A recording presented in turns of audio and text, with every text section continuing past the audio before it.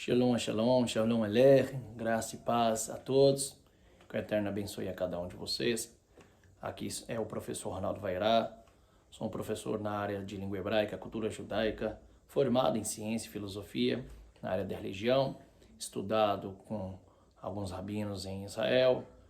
Também lecionei como um professor e hoje leciono como um professor na área particular, ensinando sobre escrituras, a língua hebraica, a cultura judaica, né? E também agora fazendo parte desse apoio maravilhoso, né? Tem aqui atrás, vocês estão vendo, né? Esse aqui é o nosso canal, o canal da Torá Viva, tá bom?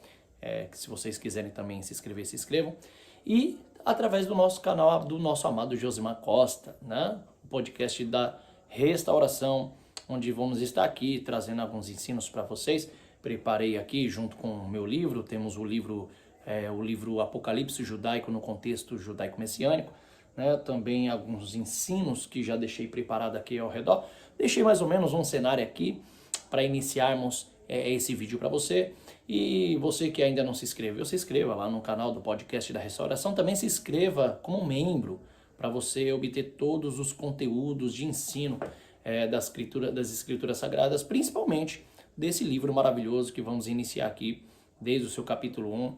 São 22 vídeos ensinando sobre o livro de Apocalipse, tá?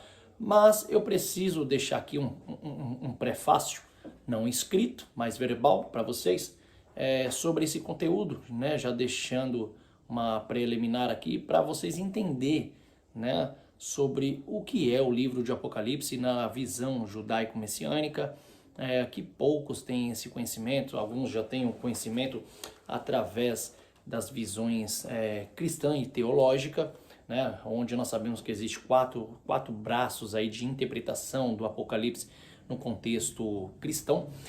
Então vamos entender um pouquinho o que é o livro de Apocalipse escrito por Yohanan, né? Sabemos que a palavra Apocalipse, né, esse livro escrito por João ali no Mar Egeu, na ilha de Patmos, né, ao ano 90 depois de Cristo, ou depois da Era Comum. Sabemos que quando João escreve isso, aprisionado e enviado a essa ilha, depois de lutar ferrenhamente contra o paganismo, né, de divindade do imperador Domiciano da época, quando ele é levado, Deus, pela misericórdia enviada através do seu filho Yeshua, traz uma revelação a Yohanan, traz a revelação de Jesus Cristo, ou seja, do retorno, da segunda vinda do Mashiach sobre a terra. Nós sabemos, na nossa tradição judaica, sabemos isso nos estudos também da lei oral, através das Mishnah, através do Talmud, sabemos que o Mashiach, né, segundo as interpretações de alguns rabinos, o Mashiach ele deveria vir duas vezes. Realmente, alguns diriam que eram dois tipos de Mashiachs diferentes, outros dizem que é um só Messias vindo de duas formas. Ele vindo primeiramente como Ben Yosef, ou seja, o filho do homem, o filho de José, tá? E isso nós falamos como filho de José do Egito, por isso que nós vamos ver a genealogia de Yeshua nos evangelhos, por exemplo, no evangelho de Lucas, vemos a genealogia retrógrada de Yeshua, né? De frente para trás, começando por Yosef, aquele Yosef é o José do Egito, né? E aí chega até Adão na história, né? E vemos também o Mashiach ben David, que é o filho de Davi, aquele guerreiro poderoso que virá trazer a restauração de Israel como promessa advinda de Deus, que nós estudamos isso através dos livros dos profetas, como Isaías capítulo 66, Zacarias capítulo 14, nós podemos estar lendo isso também, achando também Deuteronômio capítulo 32, que fala sobre as guerras de Gog e Magog. Então nós vemos as profecias cumprindo-se no Mashiach Yeshua, né? Yeshua ben David, Yeshua, Jesus, o filho de Davi. Então nós vemos que esse Mashiach é o que há de retornar, assim como foi assunto aos céus, como lemos no finalzinho do Evangelho de Lucas, no começo do seu escrito de Atos, que foi o escrito também por Lucas, há um homem conhecido, né, quando ele diz ali, um tratado escrito a Teófilo, no capítulo 1 de Atos, né, vemos que ali, segundo os historiadores, não era um homem, mas é uma poesia sobre um sábio, mas nós entendemos que Teófilo era um homem que ele escreve sobre os grandes feitos dos atos dos apóstolos que andaram com Yeshua. Nós vemos ele dizendo que aquele Yeshua, o mesmo Jesus que foi assunto aos céus, retornaria para trazer a restauração total, como profecias dos profetas, ao povo de Israel, bem como também a toda a amada igreja, que nas escrituras também chamado de gentis, né, os gentios, as nações que estariam reunidos com o povo para a glória do Deus de Israel no seu reino eterno. O mais interessante é que existem muitas teologias hoje em dia, alguns tratados depois do segundo século em diante, referente às escrituras sagradas, referente ao Novo Testamento e principalmente também referente ao livro de Apocalipse. Porém, infelizmente, tenho aqui de frisar isso, após os ensinos, né, dos discípulos, as mensagens de Jesus como o Messias vindo na Terra, os pais da igreja, após o último luminar que foi João, falecido na ilha de Patmos, pouco se teve de alguns judeus cristãos, vamos dizer que judeus cristãos, seguidores de Yeshua. Não vou denominar cristão para não se entender como uma denominação religiosa, mas vamos entender os seguidores de Yeshua, os judeus seguidores de Yeshua.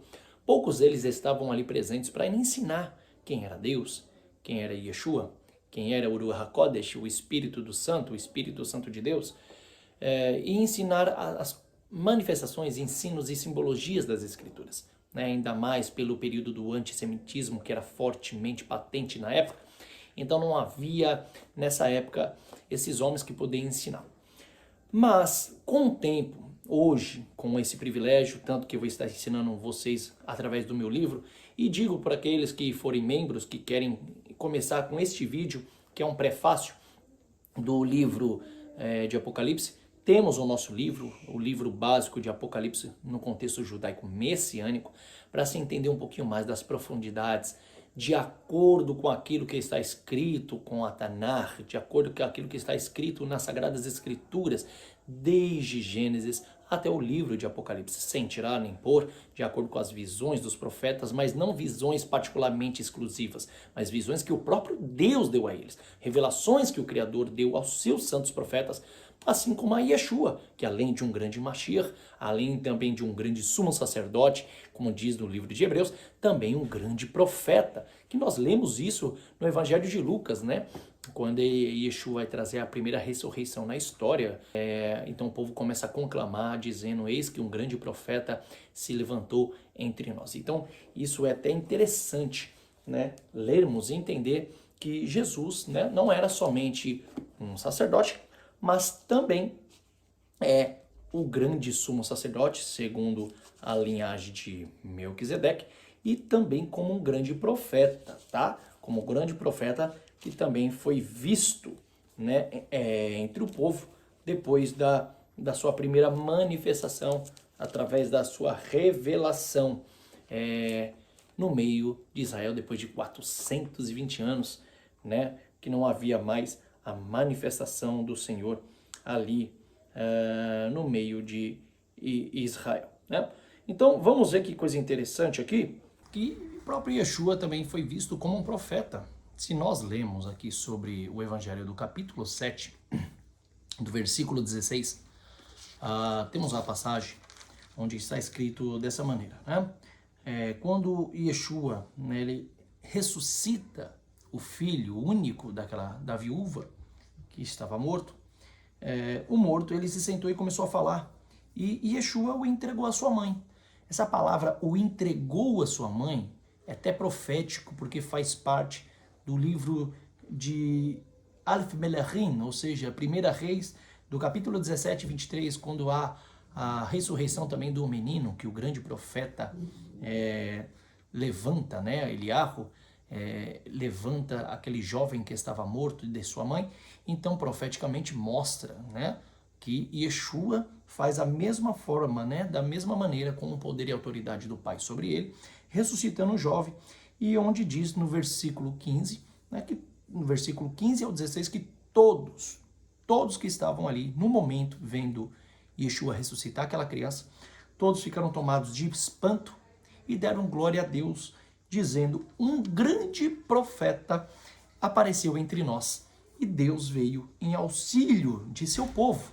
E esse relato, ainda está escrito que esse relato a respeito de Yeshua, de Jesus, se espalhou por toda a região de Judá e pelas terras circunvizinhas. Então, começaram a ver Yeshua como um grande profeta, alguém que tinha o poder glorioso do Criador sobre ele.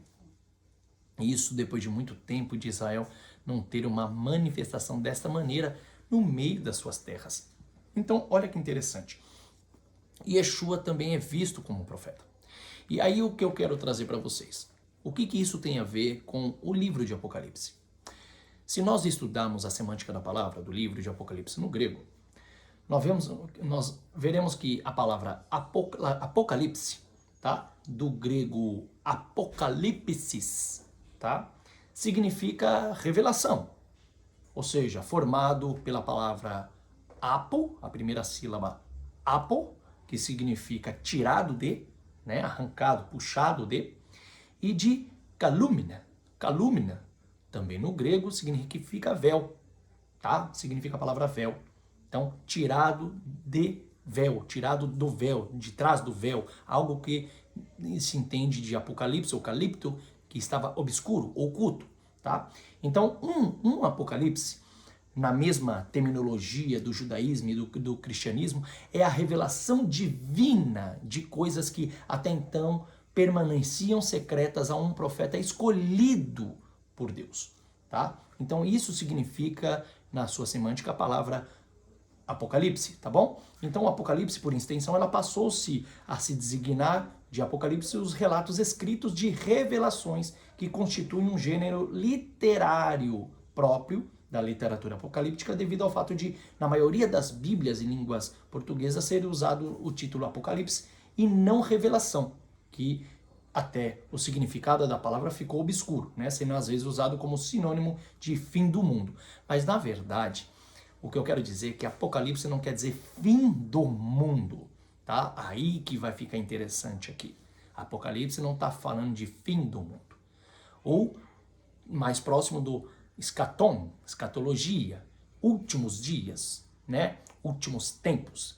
Então, o final dos últimos dias, dos últimos tempos, está falando de algo manifesto que estava oculto e revelado de Deus aos seus santos profetas. Então, olha que interessante. Então, quando falamos da palavra Apocalipse, na terminologia da visão judaica, entendemos que é a revelação de Deus, de seu filho Yeshua, que foi dado a João, para se revelar as coisas que haveriam de acontecer e que estavam também acontecendo nos últimos dias, como vemos em Apocalipse capítulo 4 em diante, que mostra também assim no capítulo 1, a visão de Yeshua revelado a João das coisas que estavam sucedendo e que haveriam de se suceder. Tanto que depois vem as igrejas, o Senhor mostrando do que já estava ocorrendo e já estava acontecendo às 7 igrejas, quando ele envia 7 mensagens aos 7 anjos e às 7 igrejas, com uma estrela, né, que simboliza isso também. Vamos estudar esse simbolismo mais para frente. Nós vamos ver que ele estava falando realmente sobre uma manifestação apocalíptica de algo dos últimos dias que haveria de acontecer e que estava acontecendo já desde o momento em que João escreve essa carta e entrega ao povo e começa a suceder as suas manifestações desde o seu presente momento até o seu século posterior e até o tempo diante de hoje, que nós cremos que esse Apocalipse estamos presenciando de coisas futuras, que é nosso presente e ainda que está por vir daquilo que são revelação de Deus. Mas para entender o Apocalipse, tá? Não como o fim do mundo, mas como a manifestação de Deus e a restauração de todas as coisas, nós vamos ler uma coisa interessante no livro de Deuteronômios, capítulo 29, versículo 29, na sua Bíblia, na minha, que é a Tanar, está escrito no capítulo 28, no versículo 28, o seu é o 29, está escrito assim. Isso, prestem bem atenção, Moisés dizendo: as coisas ocultas pertencem a Adonai, seu Deus. Contudo, as coisas reveladas, revelação, tá? Tirado o véu, no grego Apocalipse. As coisas reveladas pertencem a nós e a nossos filhos para sempre, para podermos guardar todas as palavras desta lei ou desta Torá. Quando Moisés escreve isso no seu 5º livro, chamado livro do Pentateuco, ou livro da Torá, Moisés estava designando uma mensagem ao povo de Israel, dizendo que a mesma terra em que Deus expulsou na época os cananeus, aos filisteus, jebuseus e outras 7 nações mais poderosas e fortes do que Israel, ele estava dizendo, dentro dessa terra vocês me servirão, porém eu sei que muitos de vocês pecarão, falharão, renunciarão praticamente à aliança, mas vou deixar para vocês uma mensagem. Então você vê que o livro de Deuteronômio, ou Devarim, no hebraico palavras, você vê que Moisés, inspirado por Deus como um grande profeta, traz revelações poderosíssimas do que estava acontecendo, do que aconteceu e do que haveria de acontecer com a nação de Israel caso não obedecesse às palavras desta Torá. Tanto que, se você ler no capítulo 30, preste bem atenção nisso para vocês entenderem, versículo 10 em diante está escrito: entretanto, tudo isso acontecerá caso vocês prestem atenção ao que Adonai, seu Deus, disser, para que vocês obedeçam às suas mitzvot, ou seja, aos seus mandamentos, aos regulamentos escritos neste livro da Torá, se vocês voltarem para Adonai, seu Deus, com todo o coração e todo o ser, pois esses mandamentos que hoje eu entrego a vocês não é muito difícil, não está fora do seu alcance. Ela não está no céu para que vocês precisem perguntar quem subirá por nós aos céus e trará até nós para que nos fazemos ouvi-la, para que possamos obedecer. Da mesma forma, ela não está além do mar para que vocês precisem perguntar quem atravessará o mar por nós e trará até nós e nos fará ouvi-la, para que lhe possamos obedecer. Ao contrário, a palavra está bem perto de vocês, em sua boca, em seu coração. Portanto, vocês podem praticá-la. Interessante que essa passagem aqui, o próprio Paulo usa como esse termo de Moisés lá em Romanos. Não vamos falar esse aqui agora, mas continuando no versículo 15, Moisés disse: Vejam, eu apresento a vocês hoje, por um lado, a vida e o bem, por outro lado, a morte e o mal. Eu ordeno hoje a vocês que amem Adonai, seu Deus, sigam seus caminhos e obedeçam seus mandamentos e aos regulamentos e às regras. Olha que coisa interessante que ele está dizendo aqui, muito interessante. Pois se vocês fizerem isso, viverão e aumentarão em número, e Adonai, seu Deus, os abençoará na terra em que estão entrando, a fim de tomar posse dela. No entanto, caso o seu coração se desvie e vocês se recusem a ouvir e se afastem e se prostrem diante de outros deuses e lhes sirvam, eu anuncio a vocês que hoje, com certeza, perecerão. Vocês não viverão muito tempo na terra em que entrarão para tomar posse, atravessando o Jordão e Yarden. Convoco o céu e a terra para testemunharem contra vocês hoje que eu apresentei a vocês a vida e a morte, a bênção e a maldição. Portanto, escolham a vida para que vivam, vocês e seus descendentes, amando Adonai, seu Deus, prestando atenção ao que ele diz, apegando-se a ele, pois esse é o propósito da sua vida. Disso depende quanto tempo vocês viverão na terra que Adonai jurou dar aos seus antepassados, Avraham, Yitzhak e Yaakov. Abraão, Isaac e Jacó. E lá no capítulo 18 de Deuteronômio, também ele mesmo, o próprio profeta Moisés, ele vai dizendo: chegará um tempo que vocês pecarão, vocês se desviarão e vão se desviar e pedirão até rei ao Senhor, e Deus concederá um rei. Então isso aqui é algo profético, revelador. Por isso que o próprio Moisés, no capítulo 29, versículo 29, ele está dizendo que tudo aquilo que está oculto pertence ao Senhor, o seu Deus, o Deus de Israel, o nosso Deus. Contudo, as coisas reveladas pertencem a nós e a nossos filhos para sempre, para podermos guardar todas as palavras desta Torá. Então Moisés estava dando uma dica muito interessante, que poucos se entendem dessas passagens do livro de Devarim. Ele estava dizendo que as coisas ocultas, quando passam a ser reveladas de Deus ao homem, é porque aquele homem é um profeta que deveria guardar, obedecer e trazer uma advertência ao povo das coisas que estavam para se manifestar e se cumprir e acontecer. Então ele diz que as coisas ocultas pertencem a Deus, mas as reveladas pertenciam a nós, os pais e os filhos, para que guardássemos e ensinássemos isso para cumprir a palavra e a Torá do Deus de Israel. Então sabemos que o profeta, como lemos aqui, ele é aquele que recebe até então as divinas e secretas revelações ocultas de Deus, tá? Quando ele é escolhido por Deus, e aí é onde surge a palavra Apocalipse, que é a palavra tirado de o véu, quando ele descobre algo e revela aquilo que está por detrás do véu. Isso é o Apocalipse. Então estamos entendendo que as revelações de Deus no livro de Apocalipse traz um grande ensino. Aqui você está aprendendo um prefácio, um prelúdio, né, já deixando uma preliminar, do que significa o livro Apocalipse no contexto judaico-messiânico. Você entender que Deus traz essa revelação ao profeta, como João nós vemos então como um grande profeta, e Yeshua, Jesus também um grande profeta, a prova disso está em Lucas capítulo 7, no versículo 15, 16, que ele foi visto e reconhecido não somente como um Kohan, né, um sacerdote, mas também como um Navi, um profeta, assim como um Ashir, Messias, que ele para poder trazer as grandes revelações do Senhor. Por isso que o livro de Apocalipse, quando você vai ler, lendo aí junto comigo, eu gosto de manter na Bíblia isso escrito, para nós irmos lendo e aprendendo. Você vai ler no capítulo 1, dizendo, esta é a revelação que Deus, essa é a revelação que Adonai deu a Yeshua, o Mashiach, o Messias, para que ele pudesse mostrar a seus servos o que deve acontecer em breve. Ele a comunicou ao enviar seu anjo a João. Quem comunicou? Yeshua comunicou a João através de um anjo, enviando a esse anjo a mensagem do livro de Apocalipse a mando de Deus. Tem que ler isso desta maneira, tá?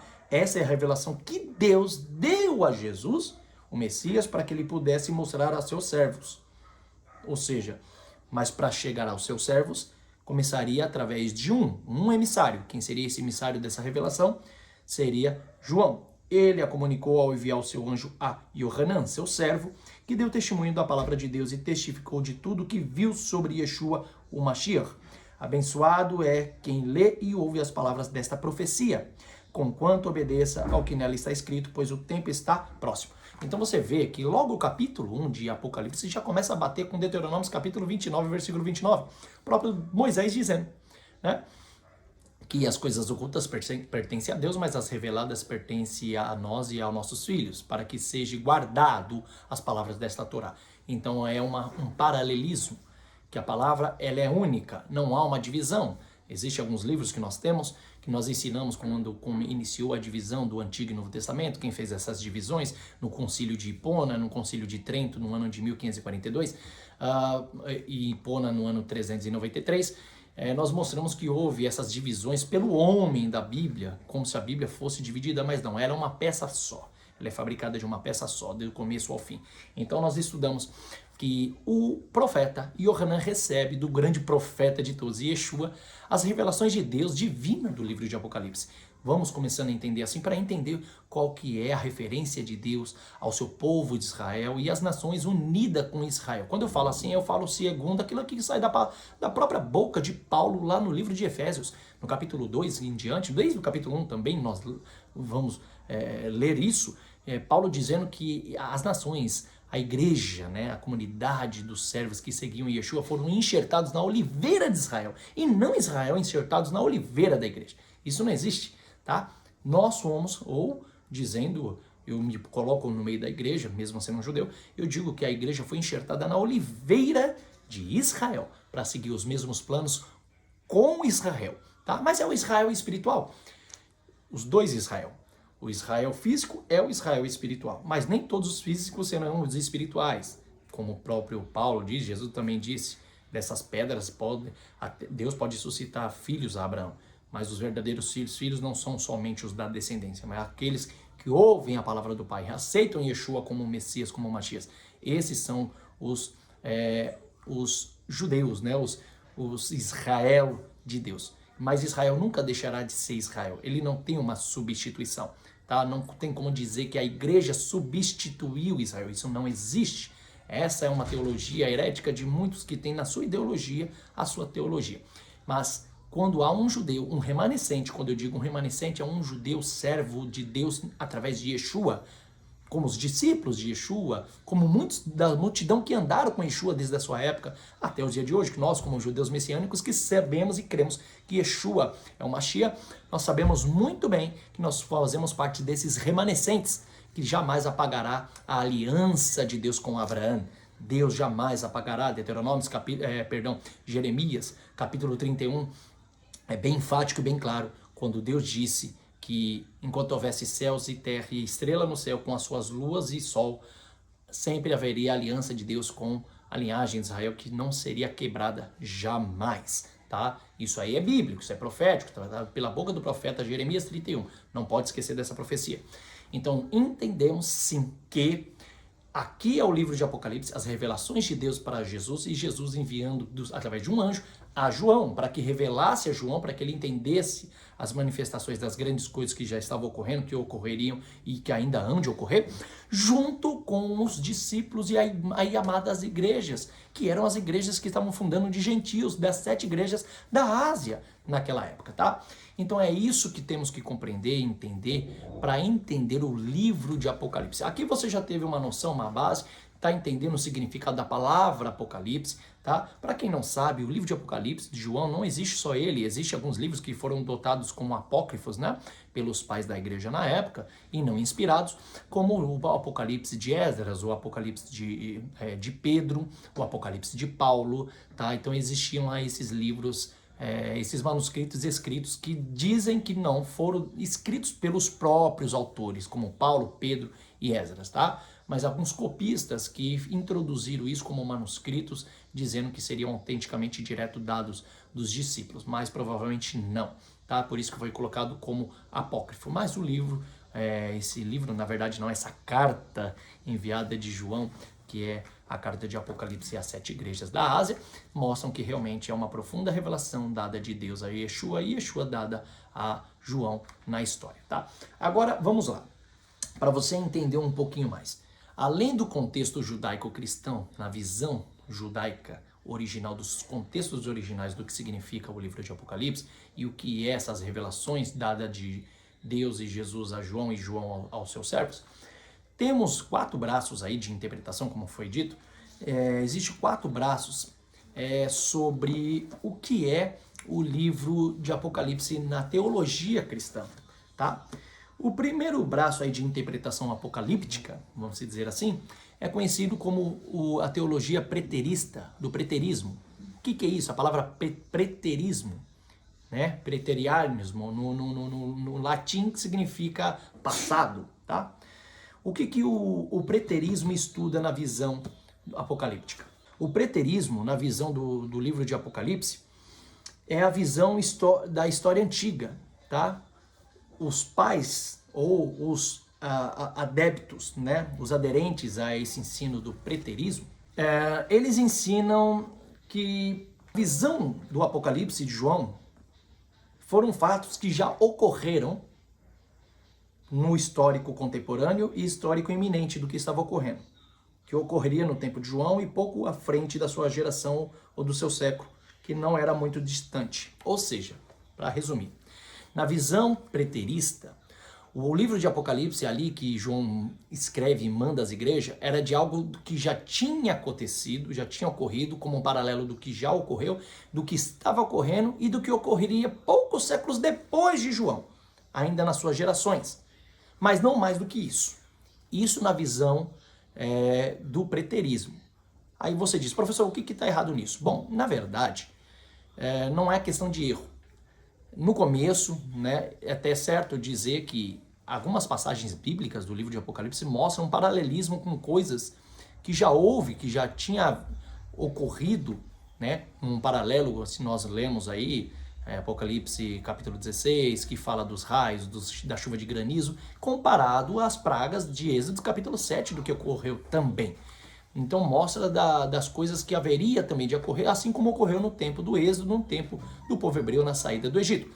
Mas lemos também que são coisas que haveriam de acontecer um pouquinho mais ao futuro, né? Um futuro que não seria tão iminente, como segundo os preteristas acreditavam que no tempo contemporâneo a João, até antes, e eminentemente no tempo de João, aquilo que ele estava escrevendo é o que ocorreria só naquele tempo. Então esse é a tese do Apocalipse do preterismo, tá? O segundo braço da interpretação apocalíptica é do historicismo, tá? O historicismo é a visão de toda a história da igreja, chamada também de abordagem contínua histórica ou de eclesiástico histórica. O que é isso? Ou seja, os historicistas, ele visa o Apocalipse como a história da igreja, desde a sua fundação apostólica e do cristianismo até o retorno de Jesus Cristo à igreja, e não ao povo judeu, e não aquilo que está dentro, conforme as escrituras dizem, do povo de Israel, tá? Sendo então Israel, o Oriente Médio, né, substituído pela igreja. Aqui é onde nasce até mesmo um estudo, os ensinos da substituição, tá? A teoria teológica da substituição, que a igreja substitui Israel, e que Israel não é mais o povo escolhido, que já se passou o tempo que tinha que se cumprir dele. Tem alguns historiadores, até youtubers aí, que eu não vou aqui falar nomes, até mesmo por dar fama e algo do tipo, mas que debatem dizendo que a igreja agora é o Israel espiritual de Deus, né, que foi substituído Israel pela igreja. Uma coisa bem difícil de se entender nessa teologia cristã, mas tudo bem, vamos lá. Então eles dizem que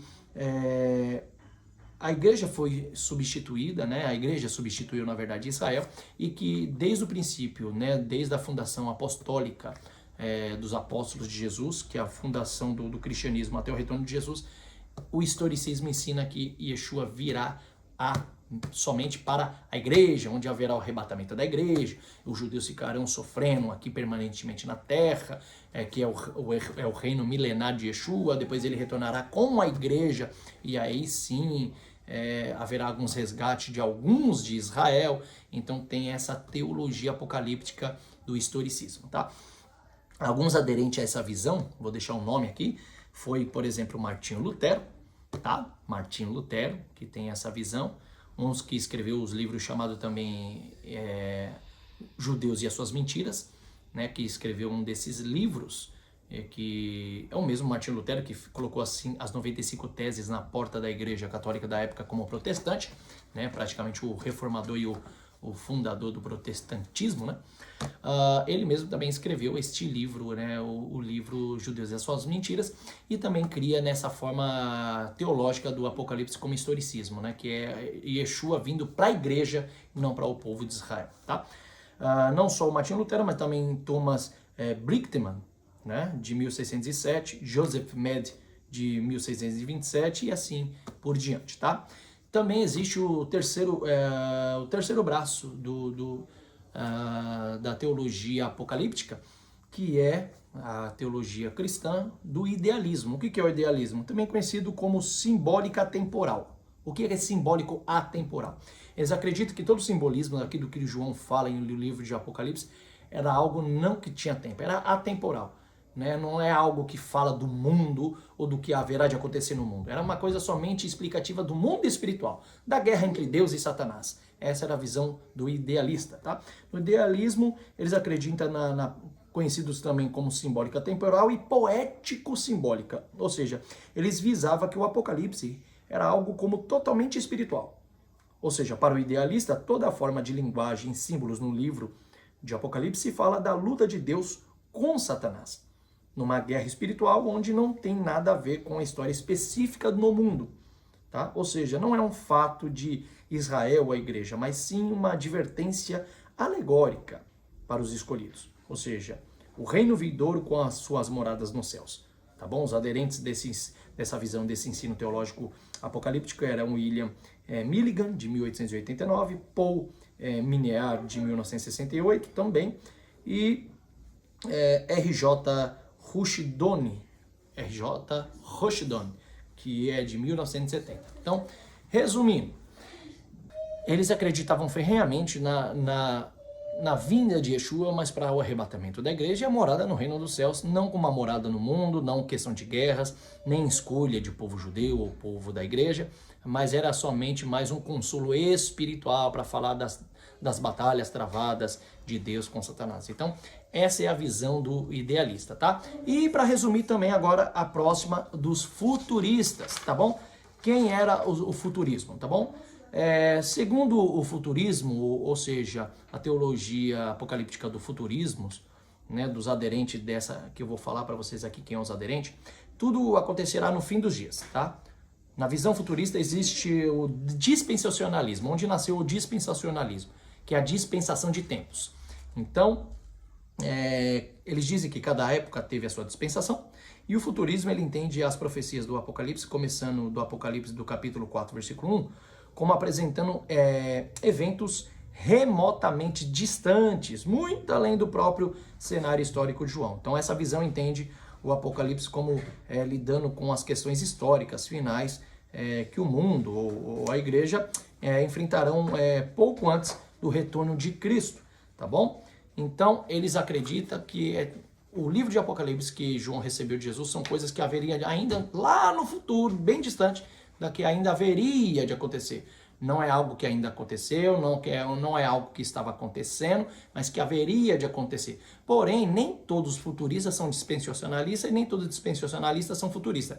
Eu quero dizer o quê? A dispensação, eles acreditam que tudo que está no livro de Apocalipse são coisas que já aconteceu, que está acontecendo e que há de acontecer bem no futuro à frente, tá? Como reflexo do que já se passou e que estava se passando no tempo de João. Já o futurista, não.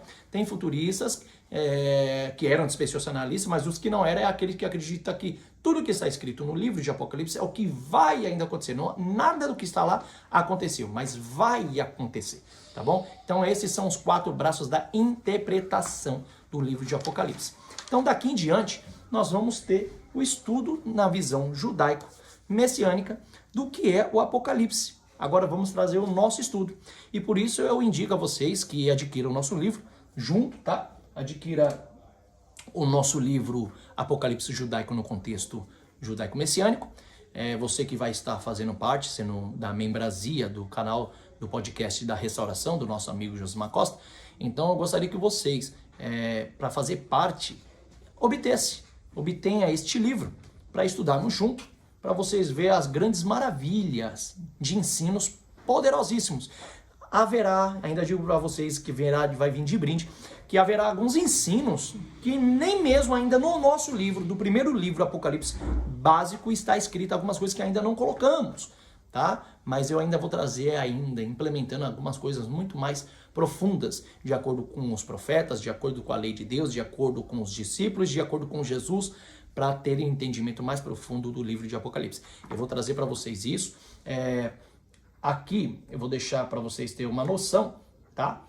Bem no começo, na página 4 do nosso livro, sobre a escatologia, os últimos dias, nós vamos ler sobre o 8º milênio. O que é o 8º milênio? O prelúdio para o Olam Rabá. O que é o Olam Rabá? O mundo vindouro.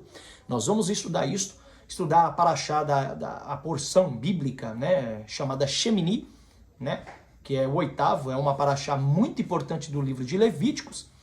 E essas serão as passagens bíblicas utilizadas para o estudo da escatologia, né? Como na tradição judaica no tempo de Jesus, tá bom?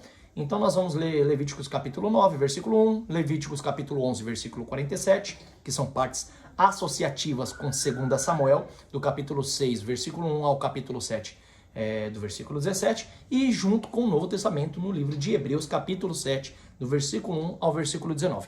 Vamos reunir isso só no começo, hein? Isso aqui é só o começo do livro de Apocalipse no contexto judaico, para você ter uma noção e entender o que é o 7º milênio, o 8º milênio, o prelúdio, né? O início para o Olam Rabá, o mundo vindouro. Tudo isso está no nosso livro. Então, eu aconselho que vocês adquiram este livro e comece o estudo junto com o livro. Quem não adquirir pode também fazer parte quando se inscrever como membro. Porém, vamos estar lendo aqui o livro e você não adquiriu, você pode escrever, você pode marcar no seu caderno, você esteja com o seu caderno, com uma caneta, um lápis, uma borrachinha na mão, para poder estar escrevendo, para não perder nenhuma parte desses estudos, mas eu aconselho estar com o livro junto, tá bom? E assim, vou terminar por aqui, né? Já só um prelúdio, o início aqui do capítulo 1, já iniciamos o capítulo 1, né? Do livro aqui de Apocalipse, para você ter uma noção do significado do que é Apocalipse, o que significa a palavra Apocalipse. Quem escreveu o livro de Apocalipse foi João, na ilha de Patmos, no mar Egeu, no ano 90 depois de Cristo, e vamos entendendo dali em diante um pouquinho mais dessas grandes revelações de Deus a Jesus e de Jesus ao seu servo Yohanan, tá? Para nós até os dias de hoje. Então, vou deixar com vocês aqui, não esquecendo, olha só, versículo 4, de João para as 7 comunidades messiânicas da província da Ásia, as 7 igrejas, graça e shalom, paz a vocês, da parte daquele que era e vem, do Espírito Cétuplo, diante do seu trono, e de Yeshua, o Mashiach, o Messias, a testemunha fiel, o primogênito dentre os mortos, e o governante dos reis da terra. A ele que nos ama, nos libertou dos nossos pecados, ao preço do seu sangue, que fez de nós um reino, isto é, Kohanim para Deus, sacerdotes para Deus, seu Pai, e a ele sejam a glória, o domínio para todo sempre. Amém. Tá? Olhem, ele vem com as nuvens, né? Aqui João já está usando a passagem de Daniel capítulo 7, 13, na visão de Daniel no capítulo 7, aquele que viria sobre as nuvens, e Yeshua, né? Todo olho verá, incluindo os que transpassarem, e todas as tribos da terra chorarão por causa dele. Aqui ele já usa as passagens do profeta Zacarias, capítulo 12, do versículo 10, 12 e 14. Muito interessante. Se você não entendeu, você repita essa parte do vídeo aqui e estude, né, essa passagem do versículo 7 do capítulo 1, que ele está usando baseado no livro do profeta Zacarias, capítulo 12, versículo 10, 12 e 14. Por que João está usando essas frases baseadas no profeta Zacarias? Porque tudo tem que estar baseado nos profetas. Tudo o que aconteceu, tudo que foi dito pela boca dos profetas, as revelações só vêm de Deus quando Deus avisa um profeta escolhido. Se Deus não avisa, então não é revelação, não é nada vindo de Deus. Mas quando Deus avisa, começando pelos profetas, desde Zacarias, como o Yohanan está usando palavras aqui, baseado no que já está escrito no profeta Zacarias, isso comprova que o livro de Apocalipse tem muito aqui de entendermos a sua simbologia, os seus significados, de acordo com os profetas, que nos ensinará o que fazer e o que praticar para ter certeza no descanso do que é o livro de Apocalipse, tá bom? Então, vamos estar lendo isso aqui. Já lemos aqui uma parte hoje do capítulo 1. Próximo livro, próximo vídeo, vou dar uma continuidade nas últimas partes, né, na parte B de baixo em diante, do capítulo 1 ao capítulo 2 do livro de Apocalipse, para você compreender um pouquinho mais sobre as Escrituras. E eu mais uma vez digo, aconselho que vocês adquiram um livro para dar continuidade e prosseguimento a esse estudo maravilhoso, tá bom? Bom, que o Eterno abençoe a cada um de vocês. Shalom, shalom.